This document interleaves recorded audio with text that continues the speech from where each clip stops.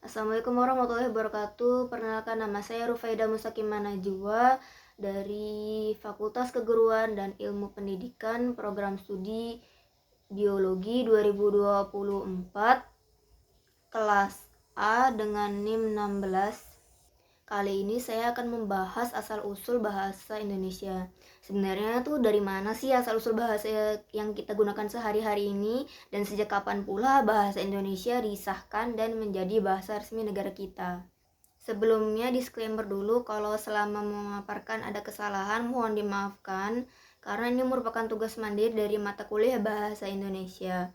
Sangat diperbolehkan untuk koreksi dan ditambahkan. Oke, langsung saja ke asal muasal bahasa Indonesia.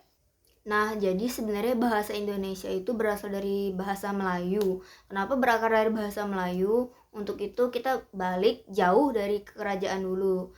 Nah, bahasa Melayu ini yang jadi cikal bakal bahasa Indonesia berakar lagi dari rumpun bahasa Austronesia, yaitu sebuah rumpun yang bahasanya sangat luas sekali penyebarannya di dunia.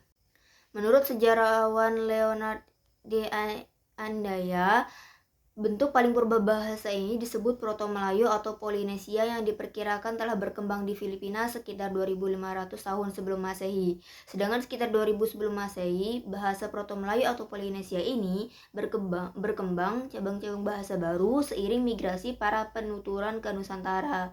Nah, bahasa Melayu purba atau bahasa Melayu kuno ini berkembang seiring tumbuhnya kebudayaan para penuturnya. Maka mereka berjejaring selama bertahun-tahun dan menjadikan bahasa Melayu ini menjadi bahasa tara atau bahasa perantara. Untuk apa? Untuk berkomunikasi. Bahasa Melayu kuno ini diperkirakan telah digunakan secara luas pada masa kerajaan Sriwijaya pada abad ke-7. Prasasti Kedukan Bukit yang dikeluarkan Sriwijaya pada 683 Masehi adalah bukti arkeologis tertua penggunaan bahasa Melayu kuno yang berhuruf Pallawa atau India. Dan hubungan erat Sriwijaya dengan negeri-negeri India inilah yang membuat kosakata bahasa Melayu kuno makin banyak pula mendapat pengaruh dari bahasa Sanskerta. Selain serapan bahasa Sanskerta, ada pula bahasa lain yang turut mempengaruhi bahasa Melayu seperti bahasa Hindi dan Tamil. Pernah juga ada seorang musafir dari Cina yang mengunjungi kerajaan Sriwijaya. Beliau menyatakan bahwa di Sriwijaya ada bahasa yang bernama Kulun yang berdampingan dengan bahasa Sanskerta. Nah, yang dimaksud Kulun ini adalah lingua franca atau bahasa pengantar atau bahasa pergaulan di Kepulauan Nusantara ini, yaitu bahasa Melayu. Dan ini menambahkan bahwa bahasa Kulun atau bahasa Melayu ini dipakai untuk keperluan sosial, politik, dan juga sebagai bahasa pengantar untuk mempelajari bahasa Sanskerta dan agama Buddha. Dan menurut Jajat Burhanuddin, seorang dosen dari UIN Syarif Hidayatullah, bahasa Melayu ini kian mapan menjadi bahas sebagai lingua franca di kawasan Asia Tenggara pada masa kerajaan Samudra Pasai pada abad ke-19.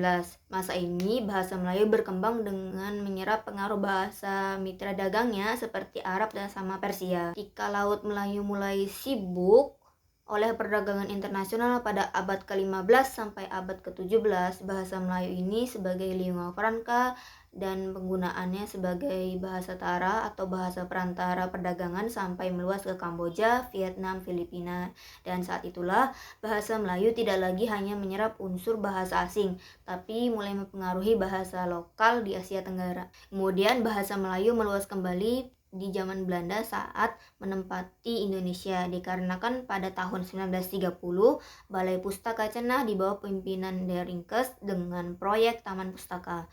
Pada tahun 1916 Ki Hajar Dewantara, seorang aktivis pergerakan dari kemerdekaan Indonesia, mengusulkan bahasa Melayu menjadi bahasa persatuan dalam makalahnya yang disampaikan di sebuah acara pengajaran kolonial Den Haag. Perkembangan selanjutnya ketika gelora semangat kemerdekaan di kalangan pemuda di Nusantara, keinginan untuk memiliki suatu bahasa yang dapat mempersatukan bangsa-bangsa kita yang bisa dijadikan jati diri. Maka pada Kongres Pemuda 1 pada tahun 1926, Muhammad Yamin, seorang sastrawan, sejarawan, kebudayaan politik, dan ahli hukum ini yang sangat dihormati dan juga dikenal sebagai salah satu pahlawan nasional Indonesia, mengusulkan bahasa Melayu menjadi bahasa pemersatu bangsa guna bisa memperebutkan kemerdekaan. Tapi kemudian Muhammad Tabrani, salah seorang tokoh Jong Java, yaitu organisasi kepemudaan dan pimpinan redaksi dari harian Pemandangan pada periode 1936 sampai 1940, mengusulkan bahwa perubahan nama bahasa Melayu menjadi bahasa Indonesia. Beliau membahas pentingnya nama bahasa Indonesia dalam konteks perjuangan bangsa. Dari usulan inilah pada Kongres Pemuda kedua, tepatnya pada tanggal 28 Oktober 1928, ditetapkan bahasa Indonesia sebagai bahasa persatuan bangsa dengan diikrarkannya, ya betul, Sumpah Pemuda. Sumpah Pemuda, kami putra dan putri Indonesia mengaku bertumpah darah yang satu tanah air Indonesia. Kami putra dan putri Indonesia mengaku berbangsa yang satu, bangsa Indonesia. Kami putra dan putri Indonesia menjunjung bahasa persatuan, bahasa Indonesia. Dan dari sinilah penyebutan bahasa Melayu pun diubah menjadi bahasa Indonesia.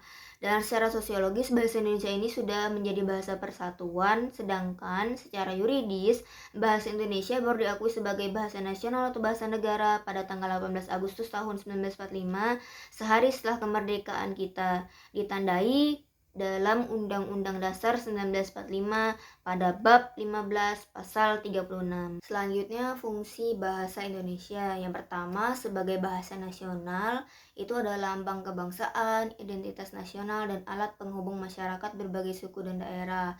Yang kedua, sebagai bahasa negara, bahasa resmi kenegaraan, bahasa pengantar akademik atau perhubungan tingkat nasional, alat pengembangan kebudayaan, dan iptek.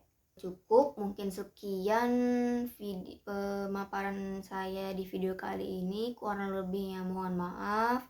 Wassalamualaikum warahmatullahi wabarakatuh. Terima kasih.